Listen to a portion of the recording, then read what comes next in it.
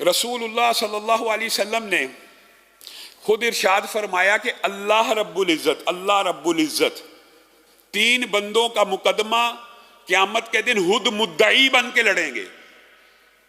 जिस मुकदमे का मुद्दई अल्लाह हो वो मुकदमा हारा जाएगा। खुद मुद्दई बन के लड़ेंगे।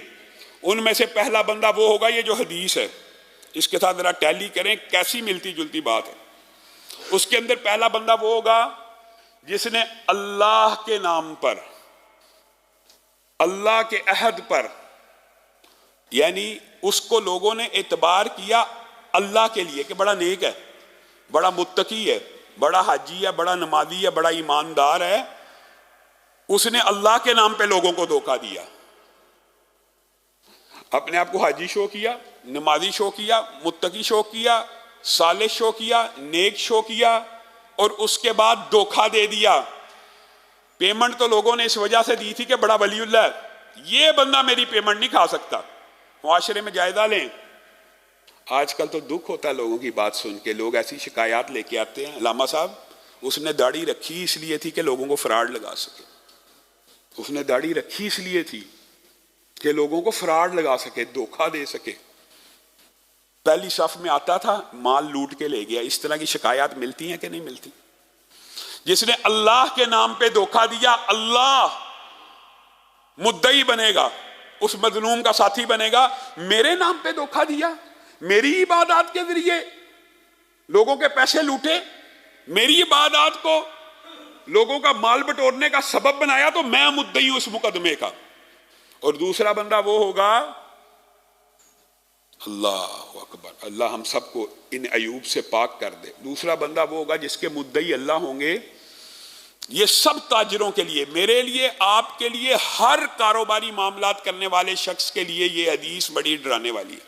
जिसने मुलाजम रखा, जिसने मजदूर रखा, जिसने उजरत पे कोई काम करवाने का इरादा किया, जिसने मिस्त्री को बुलाया, जिसने तरहान को बुलाया, जिसने लोहार को बुलाया, जिसने कोई भी छोटे से छोटा काम करने के लिए किसी को मामूर किया कि मेरा ये काम कर दे, जब काम पूरा हो गया तो काम में से नुक्स निकालने लगा, इसलिए कि इसकी मजदूरी को तलफ कर लो।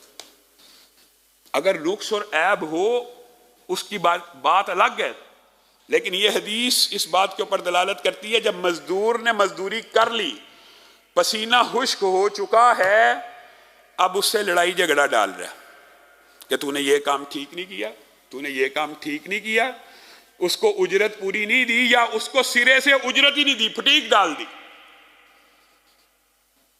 ये हम बड़ा मामूली सा ऐब समझते हैं। हमारे मुआशरे में सबसे बड़ा ऐब जो मुआशरे के अंदर मौजूद है यही है। मजदूर कारखानों में काम करने वाले, फैक्ट्रियों में काम करने वाले, तजारती मराकज़ में काम करने वाले, भट्ठों में काम करने वाले, जहां जहां जो जिसका कारोबार है, आप सब बैठे हुए हैं, दुकानदार हैं, ताजर हैं। आप सोच लें, पांडी, कपड़े उठाने वाला, ट्रैवल करने वाला, टैक्सी चलाने वाला, उबर चलाने वाला, कोई भी जिससे आपने काम तो ले लिया, अब काम हो गया तो जानबूझ के कीड़े निकाल रहे हैं कि मैं इसकी उजरत कम कर दूं या इसको उजरत सिरे से ना दूं। रसूलुल्लाह सल्लल्लाहु अलैहि वसल्लम ने फरमाया, इस मजदूर का मुकदमा कल क़यामत के दिन अल्लाह लड़ेगा। हमारे खिलाफ अगर ये मुकदमे अल्लाह ही लड़ना शुरू हो जाएगा तो हमने कैसे बख्शिश करवानी है। और तीसरा जालिम बंदा वो है जिसने आजाद बंदे को कैद करवा दिया, आजाद बंदे को गुलाम बनवा दिया। एक आजाद बेगुनाह जा रहा है,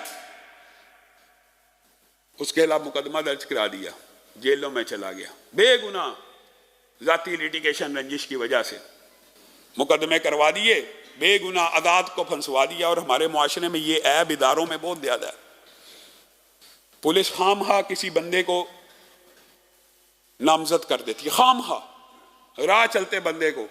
जब कंपेन चली हो ना भिखारियों के खिलाफ, खास तौर पे आपने देखा होगा, राह चलते लोगों को, बेचारे गरीब लोगों को पकड़ के मुकदमात में मुलव्वस, चोरी के खिलाफ चली, आजकल पतंगबाजी के खिलाफ चल रही है। ये अच्छी बात है, चलनी चाहिए इन लोगों के खिलाफ मुहिम, लेकिन उसमें भी गौर व फिक्र करना चाहिए कि हमने गुनाहगार को पकड़ना कि बेगुनाह को पकड़ना। तो रसूलुल्लाह सल्लल्लाहु अलैहि वसल्लम ने फरमाया, तीसरा बंदा जिसके मुद्दई अल्लाह बनेंगे वो आजाद बंदा होगा जिसको गुलाम बना दिया जाएगा, सिर्फ चंद टके माल बटोरने के लिए।